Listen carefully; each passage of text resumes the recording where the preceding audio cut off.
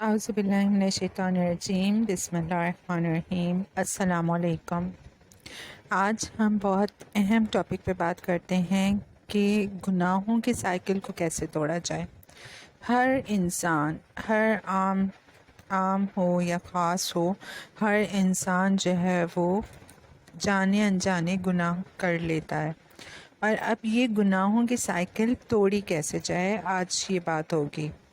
سب سے پہلے تو 2 نفل پڑھ کر اللہ سے توبہ کرنی چاہیے۔ گناہوں کا سائیکل تب بنتا ہے جب ہم وقت پر توبہ نہیں کرتے، جب ہم اپنے گناہوں کو تسلیم نہیں کرتے۔ ہم اکثر ایسا کرتے ہیں کہ جب ہم سے کوئی گناہ سرزد ہو جاتا ہے تو ہم خود کا محاسبہ کرنے کے بجائے دوسروں کو الزام دینے لگتے ہیں۔ کبھی ہم اپنے نصیب کو قصوروار ٹھہراتے ہیں، کبھی ہم اللہ کو بلیم کرنے لگ جاتے ہیں، اور کبھی ہم ان انسانوں اور ان چیزوں کو کوسنے لگتے ہیں جو ہمارے ساتھ ہمارے اس گناہ میں شامل تھے۔ حالانکہ قصور تو صرف ہمارا ہوتا ہے کہ ہم نے طاقت اور اختیار رکھنے کے باوجود بھی اس گناہ سے منہ نہیں موڑا تھا۔ اس لیے ہم نے گناہوں کے اس سائیکل کو توڑنے کے لیے 2 نفل پڑھ کر اللہ کے سامنے اخلاص کے ساتھ دعا کرنی ہے اور توبہ کرنی ہے، اور ساتھ ہی ساتھ یہ عزم بھی کرنا ہے کہ اب میں دوبارہ اس گناہ کو نہیں دہراؤں گی۔ سچے دل سے توبہ کرنا اسی کو کہتے ہیں کہ آپ کو اپنے گناہ پہ بے حد افسوس ہو اور آپ توبہ کے بعد اس گناہ کو ہمیشہ کے لیے ترک کر دیں۔ دوسرا کام کیا کرنا ہے؟ اللہ سے ہدایت کی دعا مانگنی ہے۔ توبہ کرنے کے ساتھ ساتھ آپ نے اللہ تعالیٰ سے ہدایت کی دعا بھی مانگنی ہے۔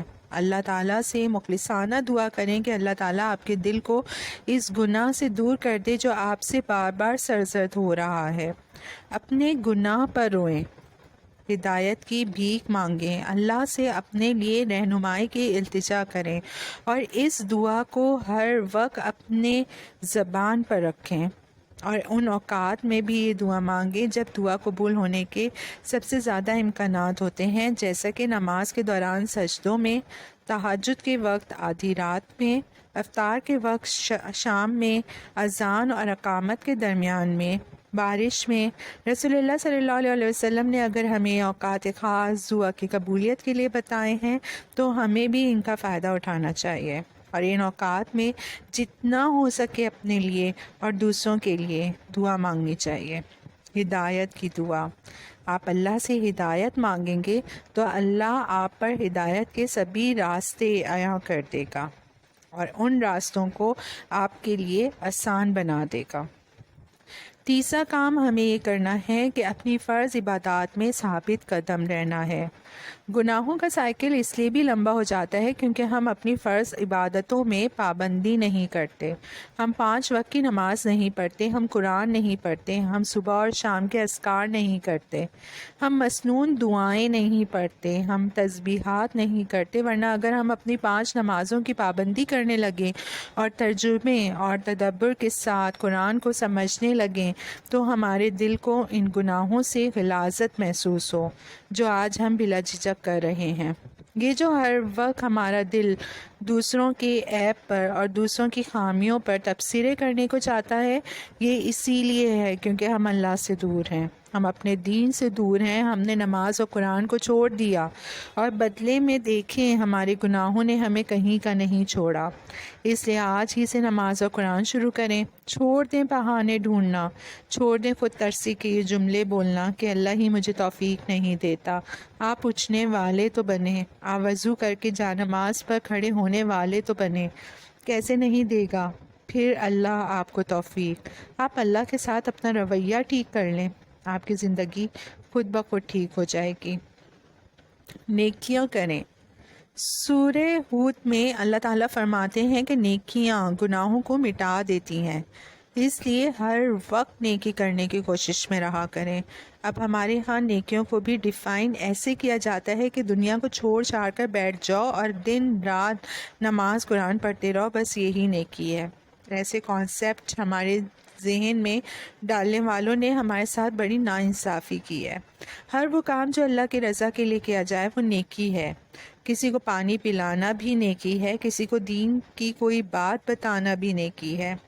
گناہوں کو ترک کر دینا بھی نیکی ہے، گناہ ہونے کے بعد توبہ کر لینا بھی نیکی ہے، کسی روتے ہوئے کو کندھا دینا بھی نیکی ہے، کسی کے ساتھ خوش اخلاقی سے پیش آنا بھی نیکی ہے، احسن طریقے سے نماز اور قرآن پڑھنا بھی نیکی ہے، چغل خوری سے باز رہنا بھی نیکی ہے، کسی کی مدد کرنا بھی نیکی ہے، اور ان تمام نیکیوں کے مواقع تو ہمیشہ ہمارے پاس ہوتے ہیں، اس لیے ان مواقعوں کو نہ گنوائیں۔ سب سے اہم چیز یہ بھی ہے کہ اچھے لوگوں کی صحبت میں رہیں، یعنی اچھے لوگوں کی کمپنی میں رہیں۔ سورہ زخرف میں آتا ہے کہ تمام دوست اس دن ایک دوسرے کے دشمن ہوں گے سوائے متقی لوگوں کے، یعنی قیامت والے دن وہ تمام دوست جن کی دوستی حرام معاملات پر مبنی تھی ایک دوسرے کے دشمن بن جائیں گے اور ایک دوسرے پر ان گناہوں کے الزامات تھوپنے لگ جائیں گے جو وہ دنیا میں مل کر کیا کرتے تھے، جبکہ دوسری طرف وہ لوگ جنہوں نے اللہ کے لیے ایک دوسرے سے دوستی کی اور ایک دوسرے کی نیک راہ کی طرف رہنمائی کی، وہ ایک دوسرے کے اس دن بھی پورے دل کے ساتھ ساتھی ہوں گے جیسے وہ دنیا میں تھے۔ اس لیے ہمیں چاہیے کہ ہم بہت سوچ سمجھ کر دوست بنائیں۔ آج کے دور میں کوئی بھی پرفیکٹ نہیں ہے، لیکن آپ کا وہ دوست جو آپ کو آپ کے نفس سے لڑنے کی ہمت دے اور آپ کو دین کے قریب کرنے کی کوشش کرے، وہی بس آپ کے ساتھ مخلص ہے۔ علماء دین کہا کرتے ہیں کہ اگر آپ کے پاس آپ کو نماز کے لیے بستر سے اٹھانے والا اور آپ کے گناہ پر آپ کے کان کھینچنے والا ساتھی موجود ہے تو آپ اس دنیا کے سب سے خوش قسمت انسان ہیں۔ آپ دینی ساتھی بنائیں گے تو آپ کے گناہوں کے سائیکل خود ہی ٹوٹتے چلے جائیں گے۔ صحبت کا انسان کے اعمال پر اتنا گہرا اثر پڑتا ہے۔ گناہوں کے مقامات سے دور رہیں، خود کو ہر اس چیز اور ہر اس انسان سے دور رکھیں جو آپ کو گناہوں کی طرف مائل کرتے ہیں۔ ان لوگوں سے کم ملیں جو آپ کے ساتھ غیبت کرتے ہیں، ان چیزوں سے دور رہیں جو آپ کے دل کو گناہوں کی طرف موڑتی ہیں۔ گناہوں سے بچنے کا سب سے کارآمد اور آسان طریقہ یہ ہے کہ آپ خود کو جتنا ہو سکے مصروف کر لیں۔ میں نے اپنے ذاتی تجربے سے یہ سیکھا ہے کہ انسان جتنا مصروف ہوتا ہے اس کے پاس گناہ کرنے کا وقت اتنا ہی کم ہوتا ہے۔ گوسپ کرنا، سوشل میڈیا پر وقت ضائع کرنا، لڑائیاں کرنا، دوسروں کی ذات پر تبصرے کرنا، دوسروں پہ الزامات لگانا، ہر وقت کسی نہ کسی پروپیگنڈا کا سوچتے رہنا، ہر وقت سازشیں کرتے رہنا، یہ تمام برائیاں فارغ وقت کے ہونے سے شروع ہوتی ہیں۔ علماء دین کہا کرتے ہیں کہ وہ انسان جو دین کو سمجھنے والا ہو اور قرآن پر غور و فکر کرنے والا ہو تو اس کے پاس اتنا وقت ہی نہیں ہوتا کہ اسے دوسروں کی زندگیوں کے بارے میں تجسس ہو۔ وہ خود کو بہتر بنانے کی کوشش میں اتنا مگن ہوتا ہے کہ اس کے پاس دوسروں میں سے عیب نکالنے کا وقت ہی نہیں ہوتا۔ اور واقعی ایسا ہی ہے، یہ جو آپ گوسپ کرنے والے اور بہتان باندھنے والے اور ہر وقت لڑنے والے لوگ دیکھتے ہیں، یہ تمام لوگ فارغ ہوتے ہیں، اس لیے ٹائم پاس کرنے کے لیے ایسی بے تکی چیزوں کو جو ہے کرتے ہیں اور ایسی بے تکی چیزوں کا سہارا لیتے ہیں۔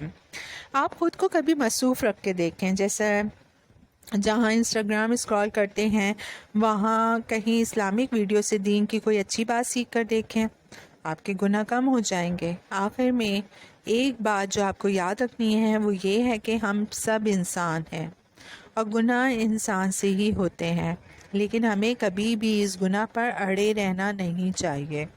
ہمیں اپنے گناہوں کو جتنا جلدی ہو سکے ایکنالج کرنا چاہیے اور اللہ کے سامنے اعتراف جرم کر لینا چاہیے۔